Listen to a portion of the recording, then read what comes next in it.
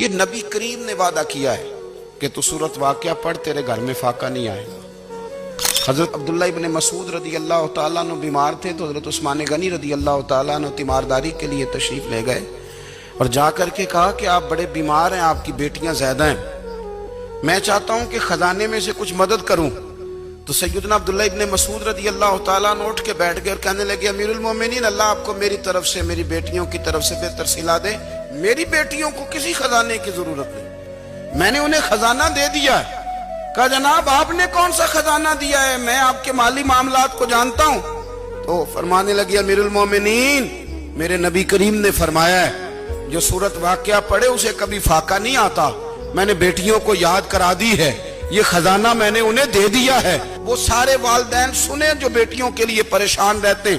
حضرت عبداللہ ابن مسعود نصیحت کر رہے ہیں، فرمانے لگے میں نے سورت واقعہ یاد بھی کرا دی ہے، پڑھنے کی عادت بھی ڈال دی ہے۔ حضور نے فرمایا ہے جو سورت واقعہ پڑھے اسے فاقہ نہیں آتا۔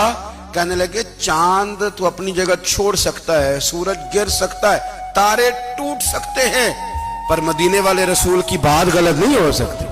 حضور نے فرمایا فاقہ نہیں آئے گا تو انشاءاللہ کبھی بھی نہیں آئے گا۔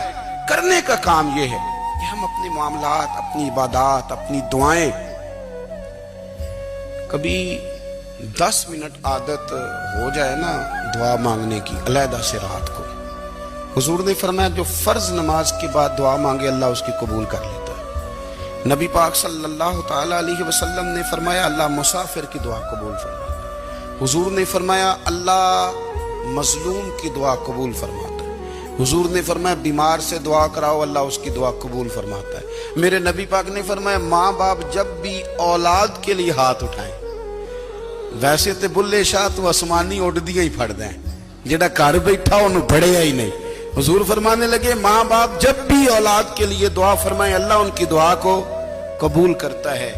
آپ اپنا تعلق بنائیں، دعا کے ساتھ، عبادت کے ساتھ، مصلی کے ساتھ رشتہ بنائیں، استغفار پڑھیں۔ میرے نبی پاک نے فرمایا دعا مومن کا ہتھیار ہے، دعا مومن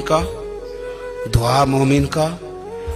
حضور نے فرمایا تقدیر کو سوائے دعا کے کوئی چیز نہیں بدل سکتی۔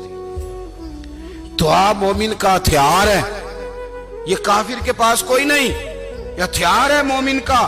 اللہ کرے آپ کو سمجھ آئے، پھر سنیں، کئی بار کہہ چکا ہوں یہ ہتھیار ہے۔